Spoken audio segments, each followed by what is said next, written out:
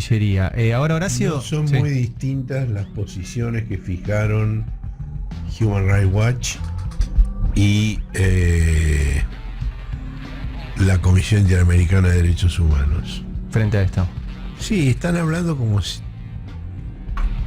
si no hubiera ocurrido lo que ocurrió, digamos, como si hubiera una crisis institucional con salida institucional posible. Claro. Cuando aquí, todos hemos visto lo que ha pasado. Es cierto que no es un golpe de Estado tradicional. Sí, hay elementos novedosos que son básicamente el alzamiento de sectores sociales, con intereses económicos. No es casualidad que esto empiece de nuevo en la media luna, igual que en el año 8. Sí. Sí, pero aprendieron, porque llevaron el conflicto a la paz. Con un contenido racista. Bueno, además lo tomaron a Evo a contrapié, es decir, la decisión de Evo de hacer un plebiscito para ver si podía ser reelecto una vez más. Haber sido derrotado en ese plebiscito.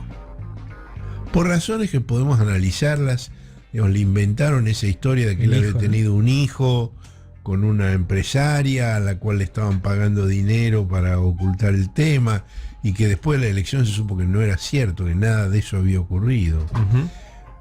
Pero bueno, el hecho es que con la fake news lograron un resultado en contra de Evo en el plebiscito.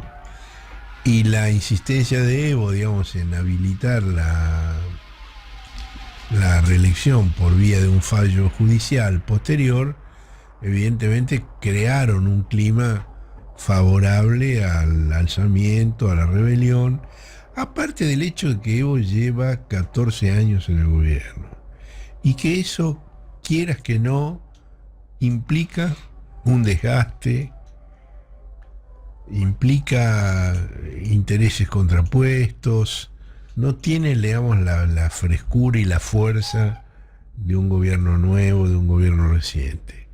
Ahora, usaron todo eso para desestabilizar al gobierno y acorralar a Evo, y es muy notable cómo, participa la policía en el golpe. Sí, no es un golpe militar, es un golpe policial. Eso ya lo había denunciado Cristina cuando hubo un intento de derrocamiento de Correa en Ecuador por parte de la policía. Sí. Cristina dijo, ahora los golpes no son militares sino policiales. Con esa claridad que tiene para ver lo esencial de las cosas y no perderse en las anécdotas. Y de hecho, me acordé de algo que vos decías la semana pasada, de que las policías se forman en los Estados Unidos. Justamente el comandante de la policía, que es Vladimir Yuri Calderón, se formó en Estados Unidos y estuvo hasta hace poco en la misión de Bolivia en Estados Unidos. Sí, es así, es la fuerza que ellos están entrenando para después poder manejar las situaciones en nuestros países. Ahora, esto hay que verlo en un contexto más general. Hay rebeliones populares y alzamientos populares prácticamente en todo el mundo. Es una novedad. Estaba viendo esta mañana un artículo de una publicación progresista de Estados Unidos que se llama True Dig, que es decir, excavar en favor de en busca de la verdad, ¿no? Sí. Ese es el título, donde enumera todos los países donde ha habido ese tipo de alzamientos, y aparte de los que tenemos claros, está Puerto Rico, menciona Perú, Bolivia, Ecuador, Chile, Haití, Irak, Líbano, Sudán, Hong Kong. Cada uno, por cierto, tiene sus motivaciones específicas propias, pero además con la instantaneidad de las comunicaciones que hay hoy. Claro. La velocidad de contagio de las novedades de cualquier tipo, tecnológicas, políticas, organizativas, es instantánea. Hoy esto que pasó en Bolivia lo vio todo el mundo, Ujú. en tiempo real. Sí, y incluso con el bloqueo informativo nosotros tenemos posibilidad de contactarnos Con las redes, por supuesto. en- Bueno, vos viste en el cohete del domingo yo anuncié que a la madrugada iban a entrar en la casa de gobierno. Me equivoqué por una sola, entraron antes, no fue a la madrugada. Y con información obtenida a través de las redes, justamente. Igual hay una diferencia. Hace una década más o menos, cuando fueron los episodios de la llamada Primavera Árabe, fue la primera vez que aparecieron las redes sociales como protagonistas Sí. de protestas sociales. En esta década que pasó, los estados aprendieron a utilizar las redes a su favor también. Entonces tenés a las redes como un instrumento para quienes se organizan para protestar, pero también como un instrumento para seguir, para saber dónde están cada uno, con quién se juntan y demás, y eso también creo que es un factor que se puede ver acá es en el la caso de Bolivia. principal fuente de información de inteligencia que manejan los estados. Por Sí. eso. sí. Entregada voluntariamente por cada uno de nosotros en el uso de nuestros teléfonos inteligentes, que son bastante más inteligentes que nosotros. Ahora, bueno, este es un dato que conviene tener en cuenta. Otro dato que conviene tener en cuenta es que este alzamiento de la media luna fue simultáneo en el 2008 con el alzamiento de la sociedad rural en la Argentina. Así es. Ujú. Y que la sociedad rural está amenazando ya con volver a la calle si se tocan las retenciones. Recordemos que el gobierno de Macri suprimió todas las retenciones salvo a la exportación de soja. Es cero para todo, menos para la soja, que ha ido variando. No recuerdo exactamente si en este momento está alrededor del 25%. 24, 25, sí. Bueno, el gobierno entrante ha dicho que va a tener que tocar eso. Digo, no hay salida sino buscar recursos donde los recursos están. Y además las retenciones tienen un doble motivo, un motivo de recaudación para tener dólares genuinos y además controlar los precios de los alimentos de primera necesidad. ¿Cómo andas, Roberto? Buenos Buen día. días, ¿qué tal? ¿Cómo les va? Bueno, me parece que tiene muchas lecturas pero uno que podríamos encarar para que los argentinos no solo te interesen por lo que pasa con los bolivianos, sino que piensen un poco en nosotros, es que volvieron los golpes de Estado clásicos a la región, ¿sí? Que acá no hay un golpe blando en donde se junta el Parlamento, en donde se reúne y toma una decisión como Dilma, no hay cuestiones judiciales como con Zelaya, no hay lawfare como hubo todos estos años, sino que hay un jefe de las Fuerzas Armadas que le pide al presidente que se retire, se entra a la Casa Rosada con la Biblia, las Fuerzas Armadas no defienden al presidente, hay violencia, hay ataques contra los ministros, se refugian en las embajadas, es decir, volvió un golpe de Estado clásico. Obviamente que en la región, hay tanto movimiento en estos días, hay aristas, pero si no hay una condena de los grandes países de la región, si en Argentina el gobierno no condena, si en Argentina los medios de comunicación más leídos, más consultados, más consumidos, no lo consideran un golpe, entonces me parece que nadie está a salvo, que tenemos que empezar a mirarnos todos y decir, bueno, esto puede suceder. Vos sabés que el viernes se reunió el grupo de Puebla el sábado y domingo y yo el viernes fui invitado a la cena que se hizo anterior a comenzar esta reunión y estaba Dilma Rousseff, estaba Mujica, estaba Lugo, estaba Alberto y voy a comentar lo que se dijo porque la verdad es que hubo muchas grabaciones y videos, no es algo que se dijo a escondidas, ¿no? Todos sabíamos que había gente grabándonos y filmándonos y Dilma dijo... volvió el neofascismo, volvió lo que pasaba en los 70, dijo en donde estábamos 4 o 5 así charlando en una parte, dijo, ustedes dense cuenta que está habiendo violencia, que está habiendo militares, que está habiendo cosas que no sucedían desde los 70. Presten atención porque esto que está pasando se está radicalizando día a día. Porque había una discusión de los matices. Bueno, por un lado acaba de salir Lula, por otro lado está el pueblo chileno en la calle. Obviamente que todo tiene matices. Lo que ella decía es que el ritmo más importante, la fuerza más importante que uno puede leer en todas estas movidas es que volvió el neofascismo, que son gobiernos, a diferencia de lo que decía el colega que decía que era la derecha moderna, que son gobiernos cada vez más duros, cada vez más violentos. Contaba ahí no Minami, otro chileno, decía, miren que le están sacando un ojo a los militantes que están en la calle chileno, como una muestra, para que todos vean qué le pasa a los que están en la calle, le sacan un ojo. Es decir, están pasando cosas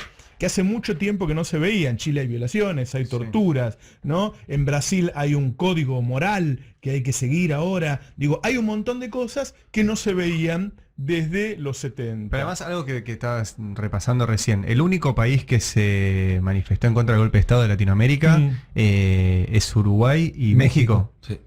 Sí, bueno, O sea, es terrible. México una figura central, sin ninguna duda, y Uruguay un país que es una especie de Suiza en la región, ¿no? Sí, pero que va a En tener donde- elecciones el próximo domingo. Bueno, No nos y olvidemos. mantienen, bueno, y todo indica que va a perder, y mantienen, además, vos fíjate que México y Uruguay son los dos que mantienen la misma posición con respecto A Venezuela. a Venezuela, ¿no? Y algo que me enteré también ahí en esa reunión es que todo esto que está sucediendo genera una preocupación en el gobierno de Estados Unidos que aparentemente redundó en un apoyo a Alberto. Digo, para ir mezclando cosas con nuestros intereses también locales, porque por un lado los tipos mueven todo esto y por el otro lado ven que en algunos lugares se les va de las manos, ¿no? Ese que lo han invitado directamente para que vaya Alberto ni bien asuma y que el Pero apoyo eso que fue- hay. Pero eso fue Antes anterior. del golpe.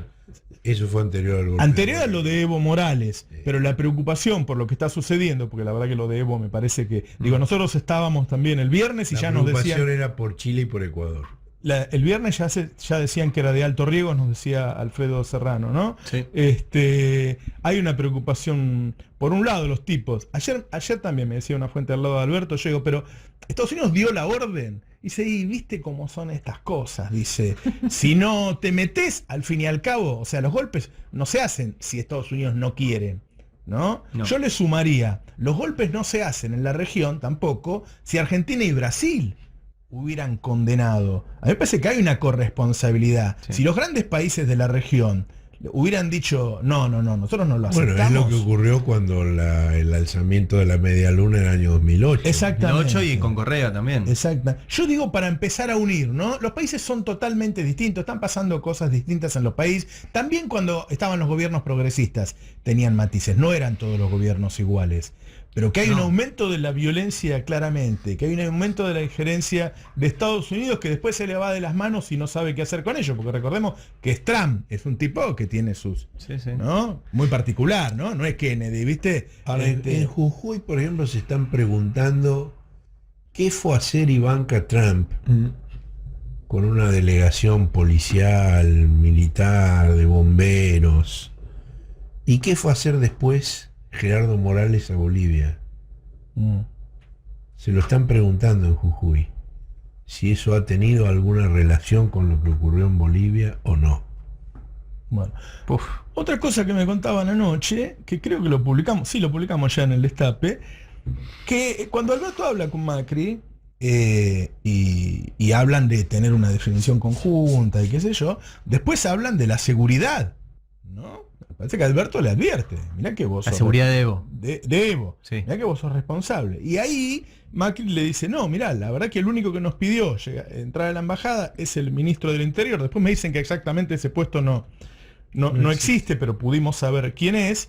Y nosotros lo tenemos adentro y no lo vamos a dejar salir. Y Macri dijo, no se lo voy a entregar al loco De Camacho. de Camacho. Como que él piensa que es medio loquito. Sí, igual, a ver, estamos hablando del mismo Macri que reivindica a Guaidó. No. No hay muchas diferencias Claramente entre que sí, Camacho y Guaidó. Camacho. Claramente no Venezolano. condenó el golpe. Quiere decir, lo que te quiero decir es que él no estaba haciendo lo que pedía Alberto, no estaba ayudando a Evo, no estaba declarando que era un golpe, nada, No. sabiendo que es un loco. ¿Se entiende? De hecho, Roberto, yo Sabiendo conté más que- temprano que hay argentinos con los que yo estuve hablando en Bolivia, a los cuales la embajada tiene la obligación de ayudar. Claro. Y lo que les dijo la embajada a uno, le Que dijo, no mira, tienen no, autos". no tenemos autos. Sí, sí, no, sí. no, arreglátela. No, bueno, es muy importante lo que acaba de decir Horacio de lo de Morales, ¿no?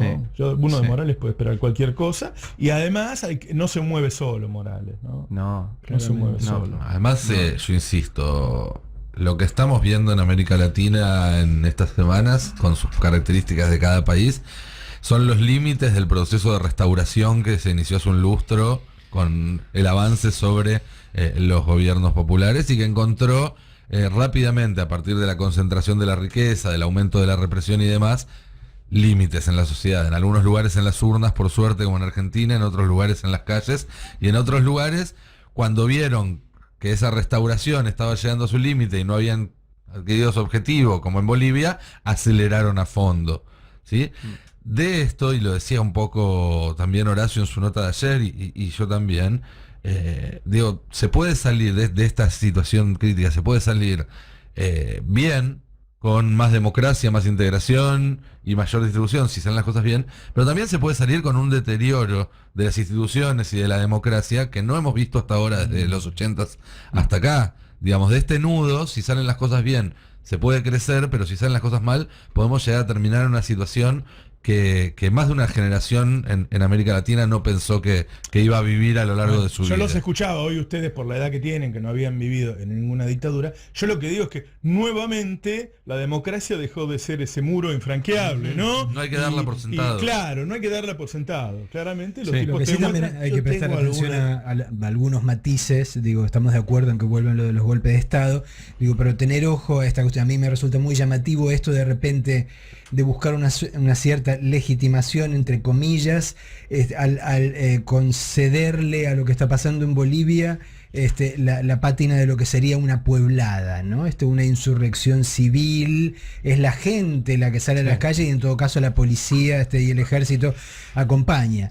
Ver esto y no entender el fenómeno de destilación constante de odio que hay acá para una clase social, qué sé yo, como un sembrar el mismo terreno para después que haya algo parecido a una Puebla. Salió la gente a la calle, entonces claro, si sale la gente a la calle esto es democrático, ¿no? Es el pueblo. A ver, primero que si hubiera salido la gente sola, Evo te lo saca, ¿no? Pero, claramente. no.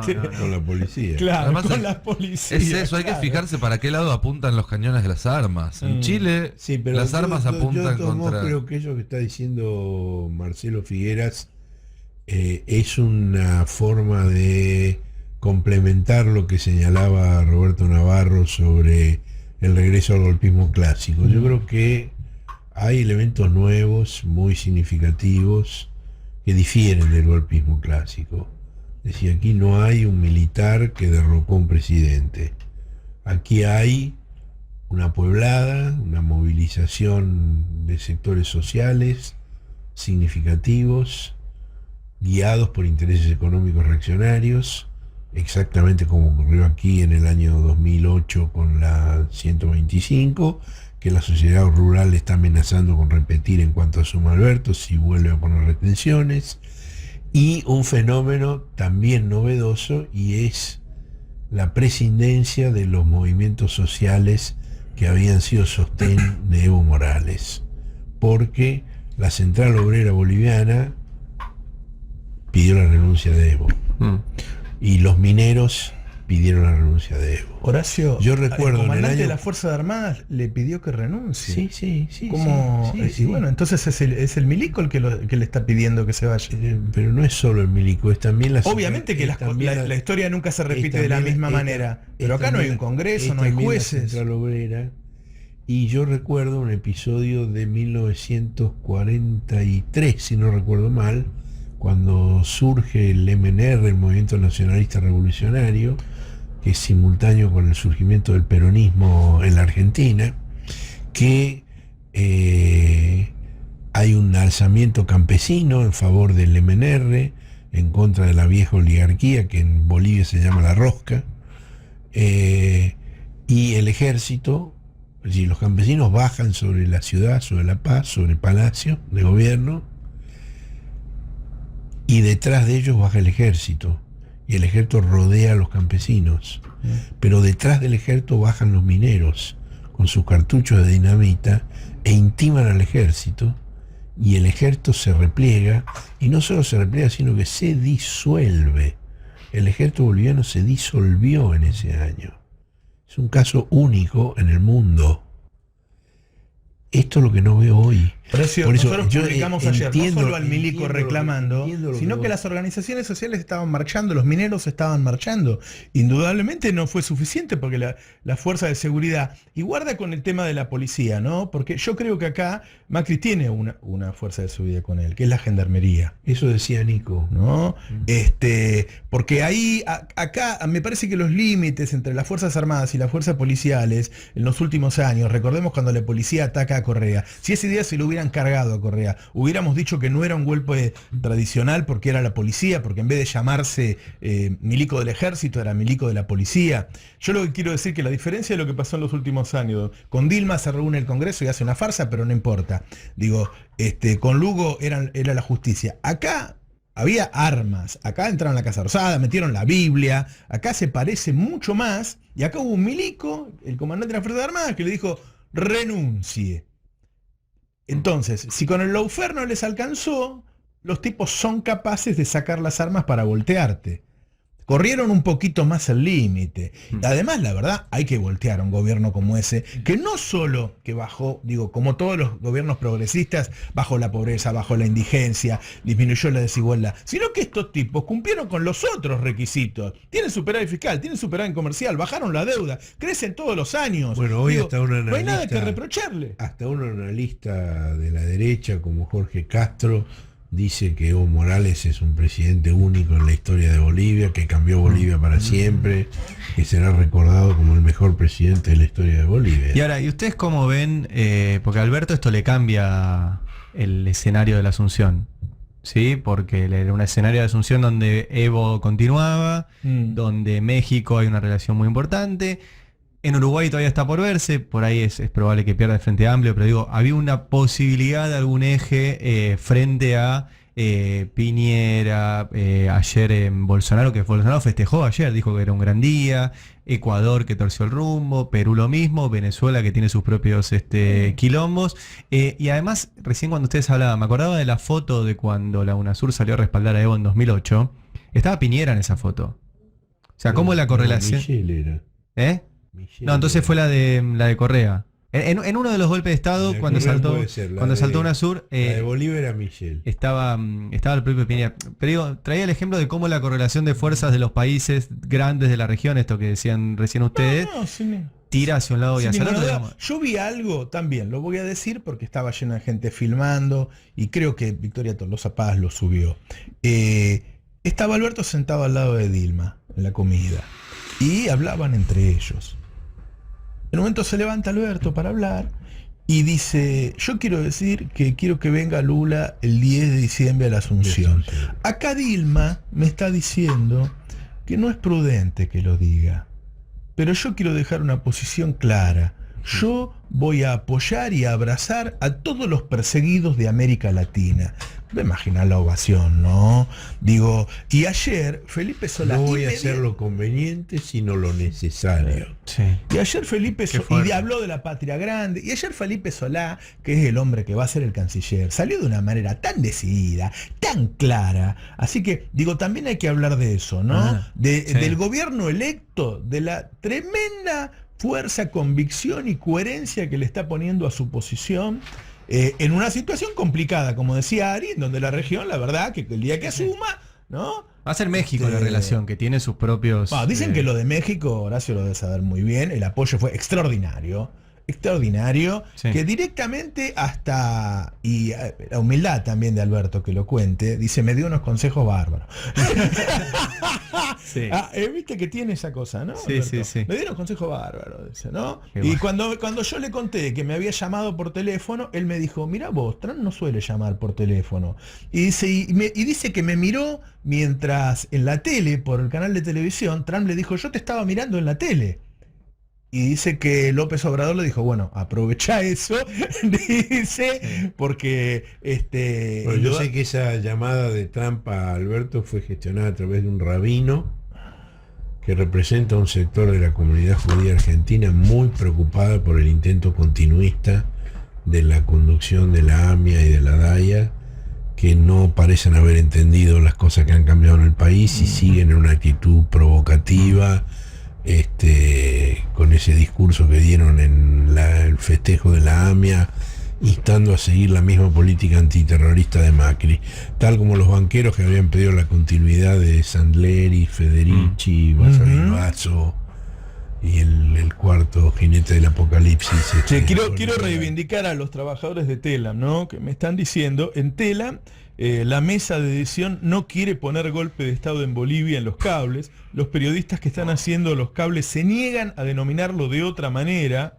Hay un griterío en este momento en Telam. Y hablando de llamados, ya que estábamos con eso, el otro día Alberto llegó... Está Gabriela Camaño con Evo y García Linera. El otro día Alberto llegó unos minutos tarde a la inauguración del Grupo de Puebla porque estuvo 1 hora por teléfono con Macron. Sí, hablando con el presidente francés, lo dijo él, pidió disculpas que llegó tarde. Dice, estuve 1 hora, me hiciste acordar con lo del llamado de Trump. O sea que Alberto está hablando con tipos pesados en el mundo. ¿Sí? Dilma lo usó a Macron para dar un ejemplo. Dijo, esto no es una derecha como Macron, dice, que respeta las instituciones, dice, no, estos tipos son neofascistas.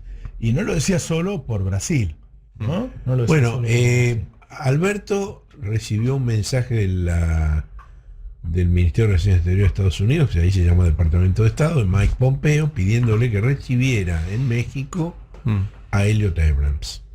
Elliot Abrams es uno de los personajes más nefastos de la política exterior estadounidense.